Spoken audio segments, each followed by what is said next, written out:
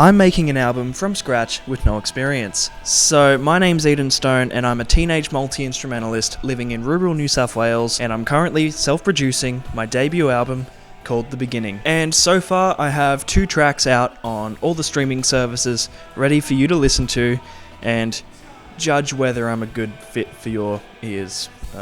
My style varies in genre quite a bit, so my album is for fans of Muse, Tame Impala, just a mix of indie rock and alt rock. There's a lot in there to unpack.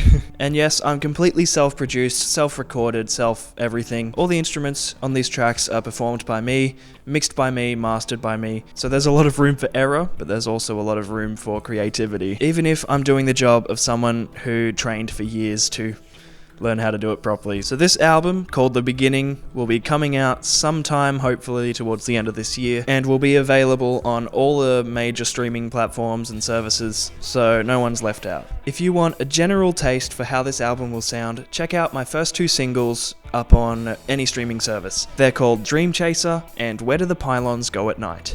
I'll also add I am trying a lot of different things with this album, so I have a feeling that each song will be unique, completely weird in its own way, as you can already see with these 2 tracks that are available. They display my style and my flair, but they couldn't be more different. Get ready for that on this album. No song will be like the last. And I am heavily experimenting with recording and finding my signature sound, so it'll only make sense if track 1 sounds completely different to track 10. That also means you should stick around if you don't like the first 2 songs.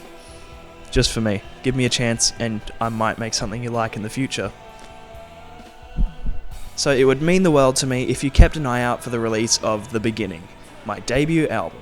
So follow along to see how this album is going, and consider subscribing to my YouTube channel for long-form content of me actually recording these songs behind the scenes. If you want to see an absolute noob try to play all these instruments and attempt to mix it and produce it, this is for you. Check out the first 2 songs.